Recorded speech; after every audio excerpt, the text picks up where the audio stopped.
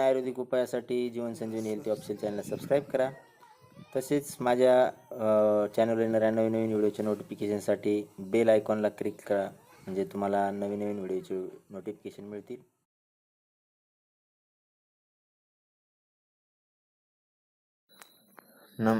नमस्कार, जीवन संजीवनी health official चॅनलमध्ये सर्वांचं सहर्ष स्वागत आहे।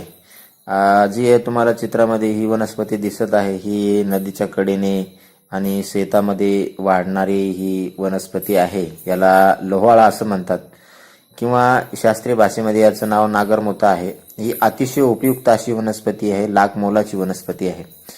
या वनस्पतीच्या बुडामध्ये आपण जर ही वनस्पती लोहाळा जर उपटला तर त्याच्या बुडामध्ये एक छोटासा कंद निघतो आणि या कंदाचा वापरच आपल्याला औषधी गुणधर्म म्हणून करायचा आहे।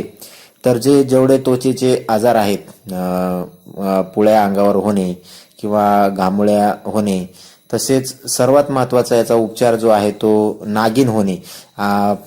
नागिन हा सुद्धा एक त्वचा रोग आहे आणि त्याच्यावर हे नागरमोथा किंवा लोहाळा अतिशय गुणकारी अशी ही वनस्पती आहे।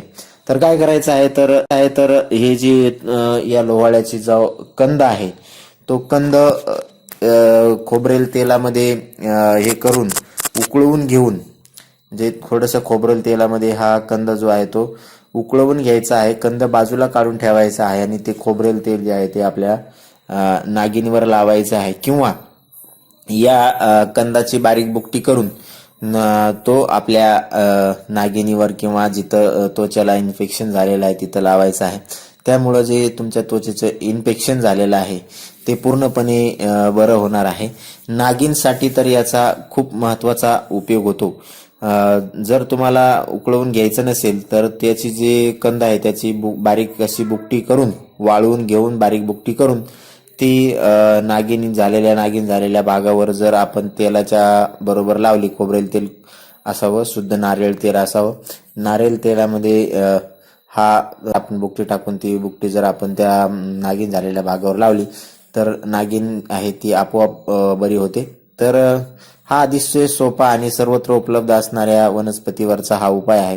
तर तुम्ही हा उपाय अवश्य करून बघा, याने फरक पडतो। आणि अशाच नवीन उपायासाठी जीवन संजीवनी हेल्थ ऑफिशियल चॅनलला लाईक करा, सबस्क्राईब करा आणि नोटिफिकेशनसाठी बेल आयकॉनवर क्लिक करा, म्हणजे तुम्हाला नवीन व्हिडिओचे नोटिफिकेशन मिळतील।